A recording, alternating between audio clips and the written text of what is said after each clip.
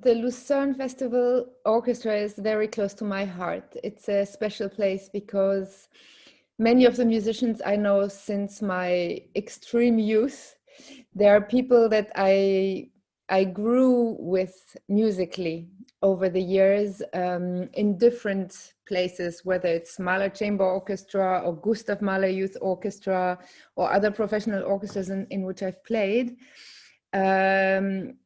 Also chamber music with different quartet members, and so it's really like a musical family in a way. And when Claudio founded it, I think that was exactly what he had in mind, was to put people together that are close to his heart and musically would be able to implement, to bring to life this idea that he had of making music together. With no stress, no outside factor that could disturb this, like I don't know, any orchestra structure. He just wanted to pick the people with whom he thought he could make music, I think, on the most basic and most true level. And that's really what transpired over the years. It's really what happened. I mean, there were always new people coming in and some people left, but basically it feels like one big musical family that has the same idea in the back of the head, was to make music together, put yourself aside, and just bring to life this musical idea. And that was Claudio's strength. And I think over the years and until today, this is what holds us together. The concert with Mahler Eight was surely the beginning of a new era for the orchestra. And everybody, I think, had this intention of making it work. And for all of us, I think in our hearts, Claudio is irreplaceable.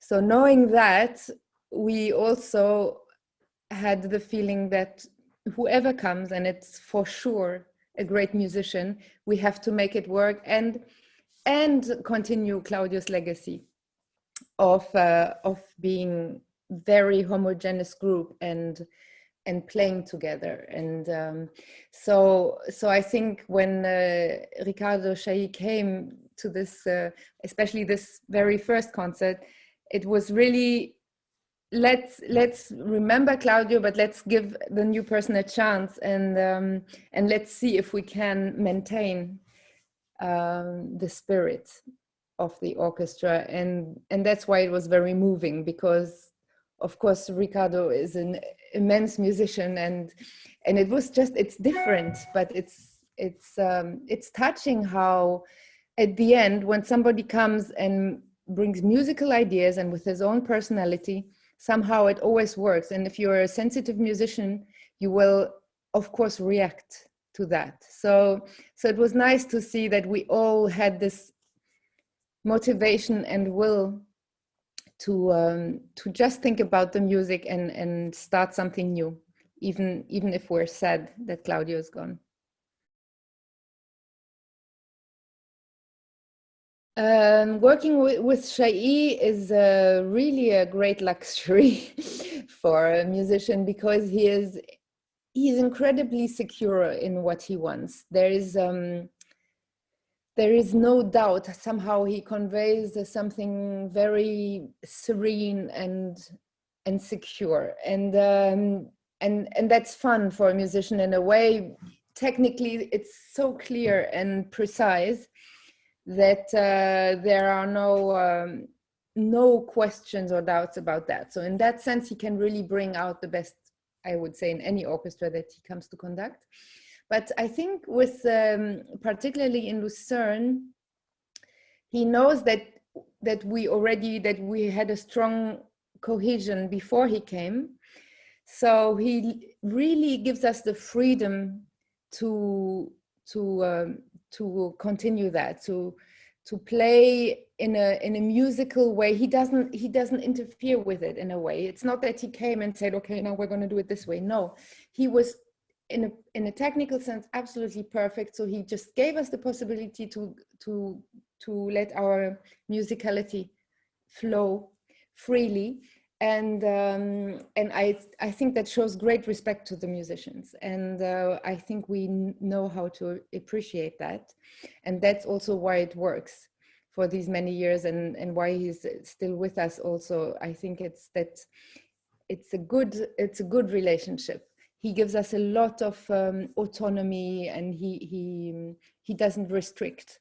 He invites us, and he invites us to play music how we understand it. And in that sense, I think it's perfect, because everything that we build together before we can carry on, the sensitivity and the listening to each other, and those qualities that I hope we have. I think we have.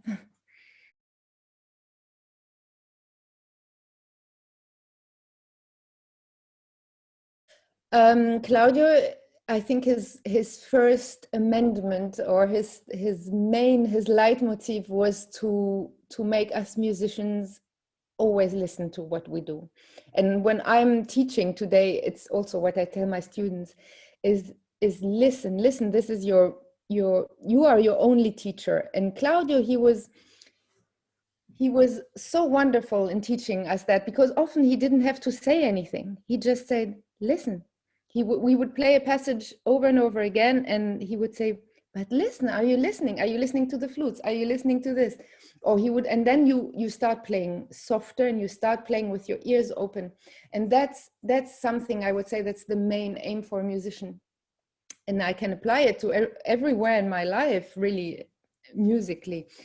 And I think this is something that the orchestra knows how to do really on a very high level.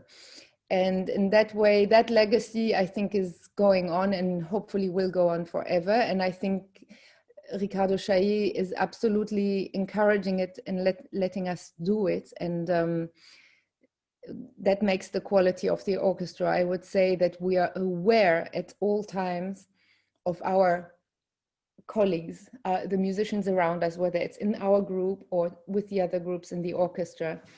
And it's a very big quality to be able to play like this, because you know when you have an important moment to play, and you know when to step back and let somebody else. And then actually that's music making.